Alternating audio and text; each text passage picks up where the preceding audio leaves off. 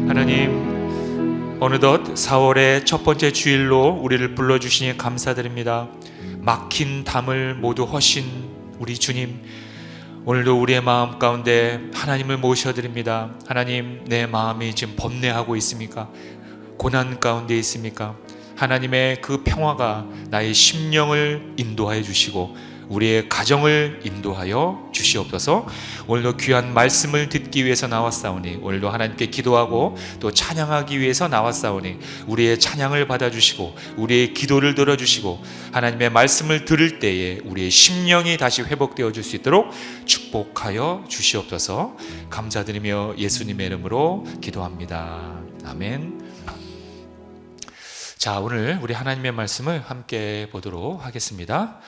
신약성경 고린도전서 14장 33절 말씀입니다. 하나님은 무질서의 하나님이 아니시여 오직 화평의 하나님이시니라. 아멘. 네, 저는 오늘 본문 말씀을 통해서 희생하는 인생이 아름답습니다 라는 제목으로 아름답습니다. 라는 제목으로 하나님의 말씀을 나눠보도록 하겠습니다. 오늘 벌써 4월의 첫 번째 주일을 맞이해서 정말 이렇게 좋은 날씨와 함께 우리가 예배 드릴 수 있는 이러한 시간을 하나님 주셔서 저는 너무 감사드립니다. 그리고 또 개인적으로 지난 겨울이 너무 길게 느껴졌고 좀 유난히 좀 이렇게 춥게 느껴졌던 겨울인 것 같았습니다. 그래서인지 이번 봄이 정말 저에게는 정말 더 아름답게 느껴지고 정말 커다란 기회를 하나님이 저한테 주신 그러한 값진 선물이라고 저는 개인적으로 생각합니다. 이번 봄이 얼마나 저는 반가운지 모르겠어요. 그래서 저는 이번 봄은 정말 그 어느 때 시간보다도 더 값지고 하나님이 기뻐하는 그런 아름다운 시간으로 보내야겠다고 저는 생각했습니다. 여러분들은 어떠신지요? 하나님은 우리에게 고난을 주시지만 또 그와 동시에 평안함도 주십니다. 하나님은 때에 따라서 우리에게 고난도 주시고 또 평안도 주십니다. 하나님이 우리에게 평안을 주셨을 때 우리는 그 평안을 잘 지켜야 하는데 안타깝게도 지키지 못할 때가 있어요. 그래서 우리는 지키지 못해서 또 고난이 오기도 하고 또 갈등의 시간이 찾아오기도 합니다. 이것은 우리의 개인은 물론이고 우리의 가정 그리고 우리 사회와 국가도 마찬가지입니다. 우리는 늘 갈등과 또 평안 그 사이에서 항상 그 줄다리기를 하면서 사는 것이 우리의 인생이 아닌가 이렇게 생각해 봅니다. 지금 여러분들은 갈등 속에서 살아가십니까? 아니면 평안 속에서 살아가십니까? 여러분들의 가정은 지금 평안하십니까? 아니면 갈등 가운데 있습니까? 지금 우리 대한민국의 그 양극화 현상, 이 갈등의 현상은 그야말로 역대 최고라고 말합니다. 물론 이 갈등, 이 양극화 현상이 물론 과거에도 있었지만은 요 몇 년 사이 극도로 더 심해졌다고 사회를 연구하는 그 학자들이 이야기하고 있습니다.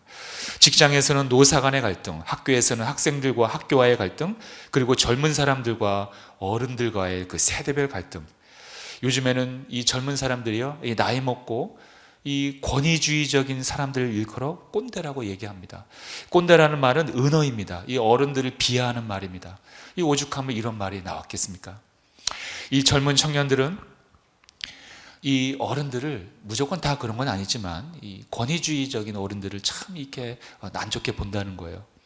얼마 전에 뉴스에 나와서 여러분도 알겠지만 어떤 청년이 엘리베이터에서 나이 많은 어르신과 눈이 마주쳤는데 눈이 마주쳤다는 이유로 이 어르신을 폭행을 해갖고 경찰에 체포되는 일이 있었어요. 저는 이 뉴스를 본 이후부터 절대로 엘리베이터에서 이 청년들과 눈을 마주치지 않습니다. 네, 여러분들도 조심하시길 바랍니다. 이제는 또 하다못해 이 남녀 간의 또 갈등이 있습니다. 또 집에서는 자녀와 부모 간의 갈등이 있습니다. 이번에 대통령 선거 때 이 자녀와 부모가 서로 후보자가 틀려서 다투지하는 가정이 거의 없다고 합니다. 그리고 또 종교 간의 갈등, 정치인들 간의 갈등, 또 지역 간의 갈등, 이렇게 우리나라는 완전히 지금 갈등 가운데 쌓여 있다는 것입니다. 민심이 흉흉하고 남을 믿지 못하고 서로가 의심하는 이런 사회가 됐다는 것입니다. 어쩌다가 우리가 지금 이렇게 살아가고 있습니까? 통계청 조사에 의하면은 우리가 어떤 질병이라든가 어떤 위기가 닥쳤을 때 나를 도와줄 수 있는 사람이 얼마큼이냐, 이거를 조사했다고 합니다. 그 조사도가 34.1%라고 합니다. 이것을 우리가 사회적 고립도라고 하는데, 이것은 이 34.1%는 2009년도 이후에 역대 최고치라고 합니다. 그리고 또 조사했는데 대인 신뢰도를 조사했다고 합니다. 내가 다른 사람을 믿을 수 있다고 말한 사람이 2019년도에는 66.2%였는데 2년 전인 2020년도에는 50.3%로 이 대인 신뢰도가 대폭 줄었다고 합니다. 그리고 우리가 선진국이라고 말하는 OECD 37개 나라 중에서 이 삶의 질을 조사했는데 우리나라가 37개 OECD 선진국 나라 중에서 37을 했다고 합니다.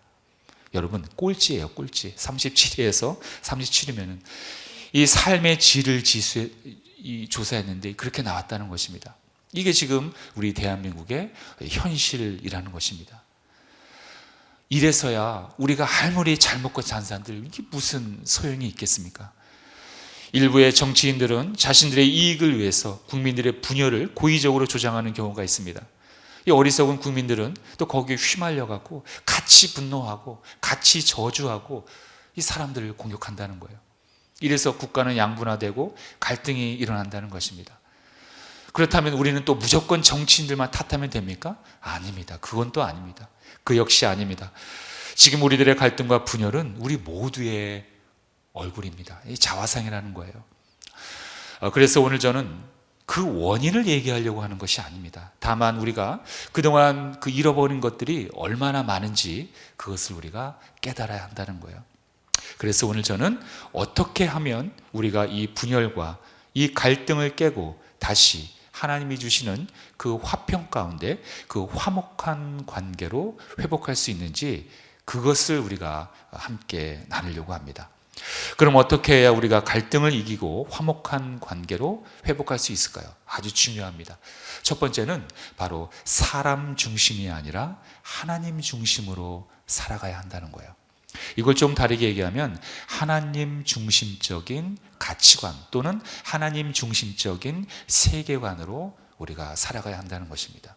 굉장히 중요한 부분입니다. 우리는 이 세상을 바라보는 관점을 우리가 세계관이라고 이야기합니다. 그렇다면 여러분들은 어떤 세계관으로 사람을 바라보고 이 사회를 바라보고 가정을 바라보고 이 세상을 바라봅니까? 여러분들이 어떤 안경을 쓰고 이 세상을 바라보냐, 그것이 이제 세계관이라는 거예요.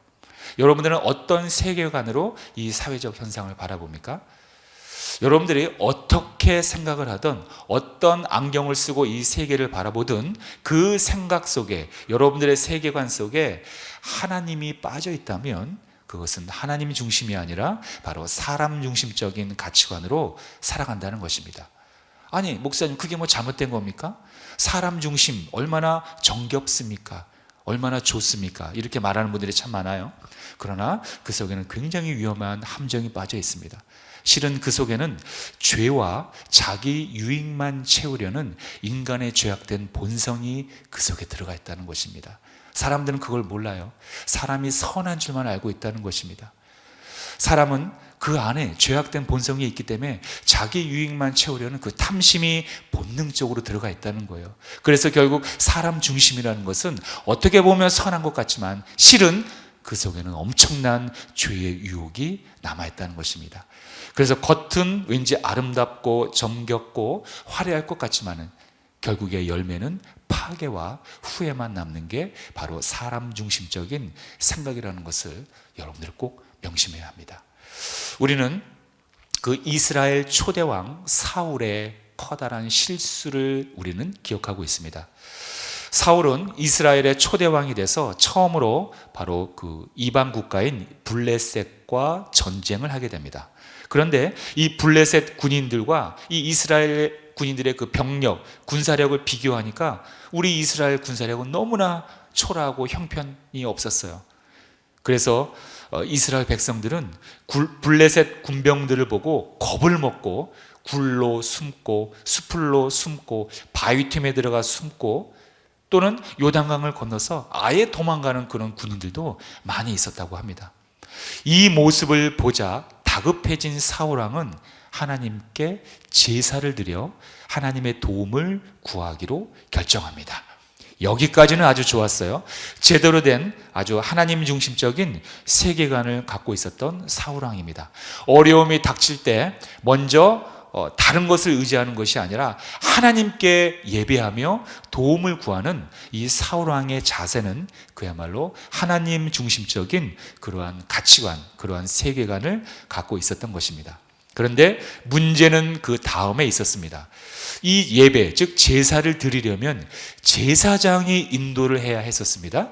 그게 율법에 나와 있는 하나님의 법칙이었어요. 그런데 하나님이 정한 이 영적인 질서를 무시했습니다. 당시 제사장이었던 사무엘은 아직 현장에 도착하지 않았습니다. 그런데 사울왕은 사무엘이 도착하지 않자 마음이 초조합니다. 왜냐하면 주위를 둘러보니까 군인들과 백성들이 이 블레셋 군인들을 보고 다 도망가기 시작했어요. 흩어지기 시작했어요. 그리고 블레셋 군인들은 당장 공격해올 것 같은 자세였습니다. 그러자 사울왕은 불안했던 거예요. 그런데 이 사무엘 제사장이 아직 현장에 도착하지 않은 거예요. 그러자 다급해진 이 사울왕은 사무엘 선지자가 도착하지도 않았는데 자기가 본인이 하지 말아야 할 이 제사를 집행을 했던 것입니다. 얼마 후에 이 현장에 이 사무엘 선지자가 도착합니다. 그리고 자기가 없음에도 불구하고 하나님의 그 영적인 질서를 무시한 채 이 사울왕이 자기가 제사를 집행한 그 모습을 보게 됩니다. 그러자 이 사무엘 선지자는 사울왕을 책망합니다. 자, 이렇게 책망합니다. 사무엘상 13장 13절에 보니까 이렇게 이야기합니다. 사무엘이 사울에게 이르되 왕이 망령되이 행하였도다. 망령되게 행하였다는 거예요. 죄를 지었다는 것입니다. 이것이 사울왕의 큰 실수요 죄가 된 것입니다. 사울왕은 그저 초조한 나머지 그저 인간적인 생각으로 하나님의 질서를 무시한 거예요. 아니 제사야 뭐 아무나 드리면 어때? 누가 하든 그게 무슨 상관이야? 내가 하면 좀 어때? 꼭 제사장이 해야 돼? 이런 사람 중심적인 생각으로 그냥 제사를 집행했던 것입니다. 그러나 이 모습이 하나님 보시기에는 옳지 않았고 결국 어떻게 됩니까? 사울왕은 그의 통치가 오래가지 못합니다. 그리고 그 자신의 왕자를 다윗에게 물려주게 됩니다. 그리고 사울왕은 후에 있는 블레셋과의 전투에서 처절하게 패배하고 아주 치욕적인 죽음으로 생을 마감하게 됩니다. 이것이 바로 사울왕의 마지막이었다는 거예요. 우리는 살아갈 때 이 하나님이 정한 질서를 지켜야 합니다. 우리 마음속에 우상도 다 버려야 합니다. 왜냐하면 그것이 가장 안전한 길이기 때문입니다. 우리는 내 생각, 인간적인 생각, 사람 중심적인 생각이 왠지 아름답고 정겹고 인간적이고 좋을 것 같지만 그 속에는 무서운 죄가 들어가 있다는 것을 우리는 꼭 명심해야 됩니다. 그런데 많은 사람들은 그것을 잊어버린 채 이념과 사상을 만들어서 아름다운 이 세계를 만들려고 꿈꾸고 있습니다. 그러나 절대로 끝은 아름답지 못합니다. 결국에는 파괴와 그 인간 본연에 있는 그 더러운 죄악이 다 나옴으로 말미암아 사람들에게 좋지 않은 모습만 보여준다는 거예요. 자, 여호수아 24장 14절에 그래서 이렇게 얘기합니다. 함께 읽겠습니다. 시작. 그러므로 이제는 야훼를 경외하며 온전함과 진실함으로 그를 섬기라. 너희의 조상들이 강 저쪽과 애굽에서 섬기던 신들을 치워버리고 야훼만 섬기라. 하나님만을 섬기라는 거예요. 그리고 너희들이 저 강가에서 애굽 신들을 섬겼던 그 우상들을, 그 모든 이단들을 다 버리라는 것입니다. 우리가 살면서 갈등이 일어나는 이유는 아주 간단합니다. 하나님을 섬기지 않았기 때문입니다. 여러분, 부모와 자녀 간의 갈등이 있습니까? 아니면 부부 간의 갈등이 있습니까? 그렇다면 그 가정이 하나님 중심적으로 살지 않았기 때문입니다. 그래서 하나님이 세운 그 질서가 파괴된 것입니다. 하나님을 섬기지 않았다는 거예요.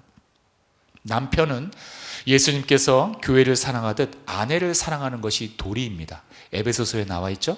그리고 또 아내는 주님께 하듯 남편에게 순종해야 할 도리가 있습니다. 그리고 자녀는 주님 안에서 부모님을 공경해야 할 그러한 법칙이 도리가 있다는 거예요.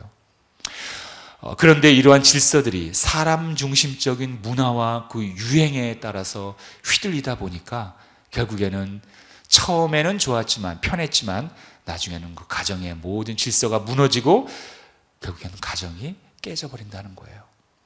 사람 중심적인 그 생각은, 그 문화는, 그 유행은 겉모습은 화려하고 그럴듯하지만 실은 죄의 본능이 있다는 것을 우리는 알아야 한다는 것입니다. 우리나라 사회 곳곳에 일어나는 모든 갈등도 마찬가지라는 거예요. 이 국론이 분열되는 것도 마찬가지인 이치입니다.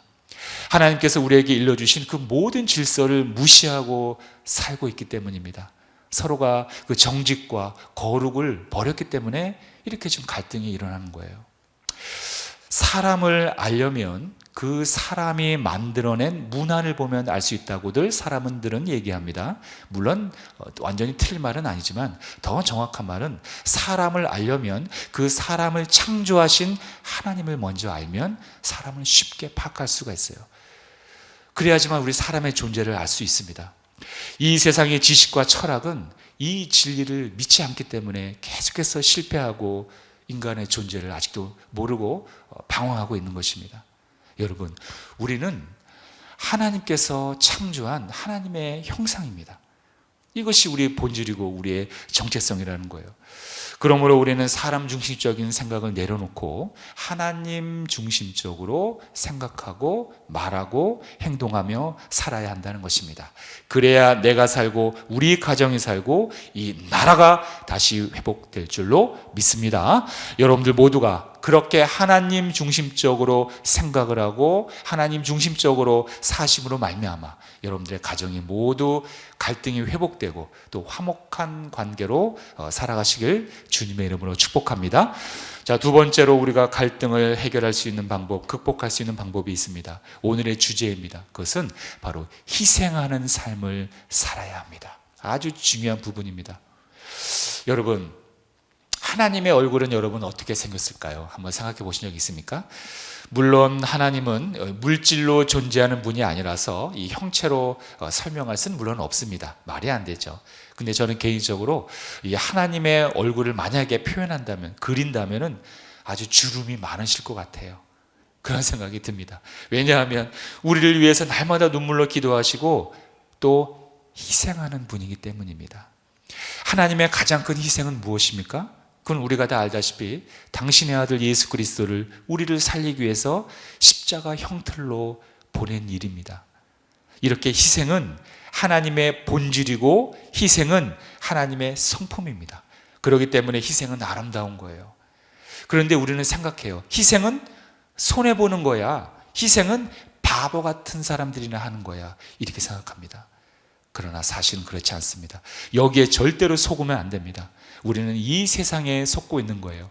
희생은 정말로 아름다운 하나님의 얼굴이요, 하나님의 성품이라는 것입니다.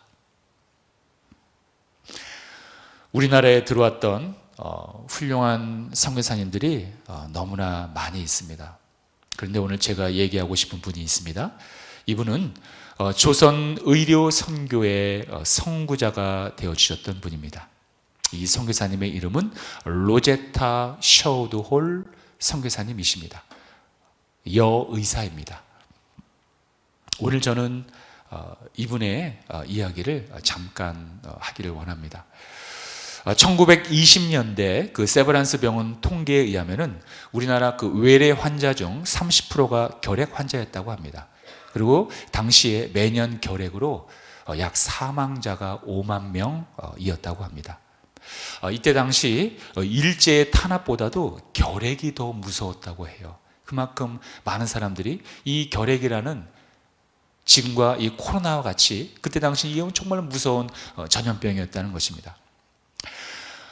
미국에서 의사였던 이 로제타 셔워드 홀은 이 조선에 여의사가 절실하게 필요하다는 소식을 듣고 1887년에 이 조선 땅에 스스로 자원해서 의료 선교사로 오게 됩니다. 그리고 같은 의사였던 이 윌리엄 홀과 이 조선에서 결혼을 하게 되고 함께 의료 선교에 앞장서게 됩니다. 자, 그런데 이게 무슨 운명입니까? 갑자기 이 남편, 이 제임스 홀이라는 이분이 이 조선 땅에 온 지 3년 만에 풍토병을 이기지 못하고 이 젊은 나이에 세상을 떠나게 됩니다. 이때 당시 로제타 이 셔워드 홀 이 선교사님은 아주 어린 아들이 있었고 또 둘째 아이를 뱃속에 둔 임산부였습니다. 로제타 홀은 절망합니다. 낭망에 빠져버립니다. 하나님, 왜 나에게 이런 시련을 주십니까? 이 영말레 이 먼 곳, 잘 알지도 못하는 이 조선 땅에 왔는데 여기서 겨우 사랑하는 남편을 만나 결혼을 하고 둘이 같이 사역에 임했는데 겨우 3년 만에 남편을 데려가시다니요. 이렇게 로제타 홀 선교사님은 절망에 빠져서 다시 자기의 고향 미국으로 돌아갑니다. 그리고 미국에서 둘째 이 딸을 낳고 이 딸이 2살이 되었을 때 남편이 이 조선 땅에 오기 전에 사역했던 캐나다에 있는 그 모 교회에 방문하게 됩니다. 그런데 그 교회에서 이 로제타 홀과 그의 아들과 딸을 이 성도님들이 보자 눈물바다가 됩니다. 왜냐하면 자신들의 담임 목사님이셨던 이 윌리엄 홀과 그 아들과 딸이 너무나 닮았기 때문이에요. 그래서 성도님들은 이 사모님은 로제타 홀과 그 아들과 딸을 보자 눈물바다가 된 거예요. 이름도 낯선 조선의 땅에 선교사로 떠난 자신들의 그 목사님이 풍토병으로 돌아가셨다는 말을 듣고 얼마나 가슴이 아팠겠습니까? 그런데 그의 아들을 보니 또 얼마나 마음이 메었겠습니까?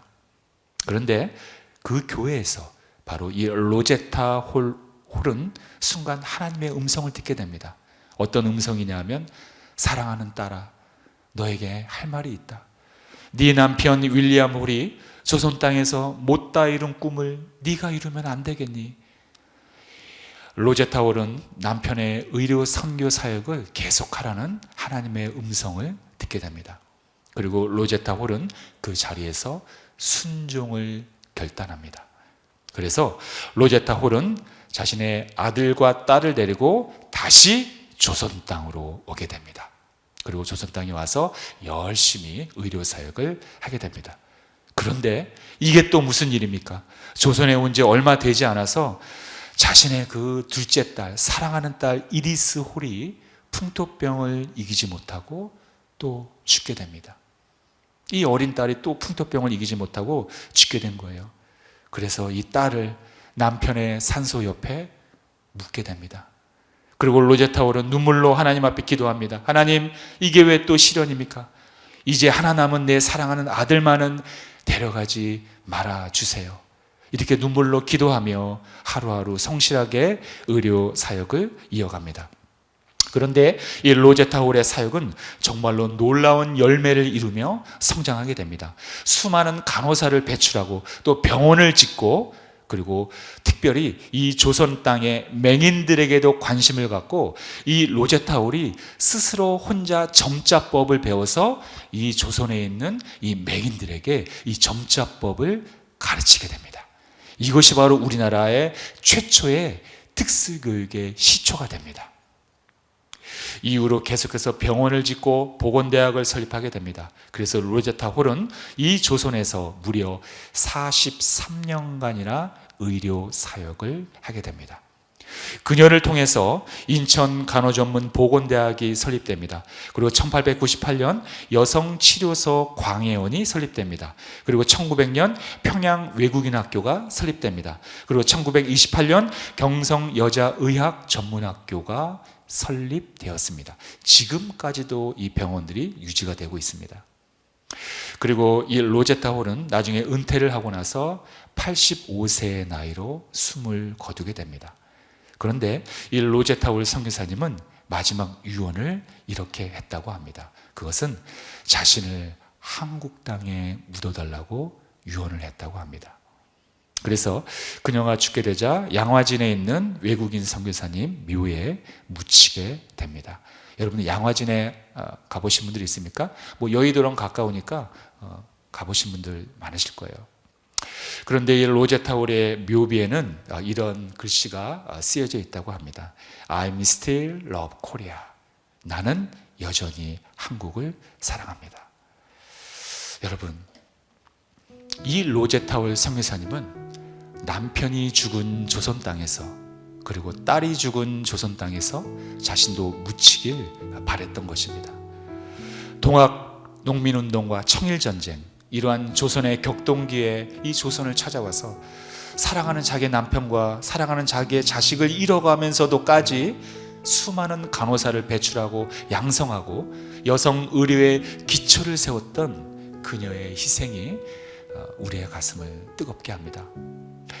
그렇다면 이 로제타울 선교사님이 그녀가 그토록 희생을 감수하며 이 낯선 조선 땅에서 생명을 바쳐가며 희생했던 그 이유는 여러분 무엇이었겠습니까? 왜 자신이 손해보면서 자신의 일생을 이렇게 희생하며 살았던 그 이유는 도대체 무엇이었겠습니까? 그것은 바로 예수님께 받은 그 사랑이 너무 컸기 때문입니다. 다른 게 아니에요. 하나님께 받은 그 은혜와 사랑이 너무나 컸기 때문에 희생을 한 것입니다. 주님의 희생을 그녀는 자신의 가슴 속에 받아들여 나도 누군가를 위해서 희생하며 살아야겠다고 다짐했던 거예요.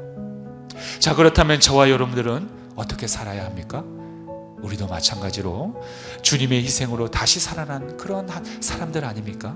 그렇다면 우리들도 누군가를 위해서 희생하며 주의 복음을 전하는 그런 하나님의 사람이 되어야 되지 않겠습니까?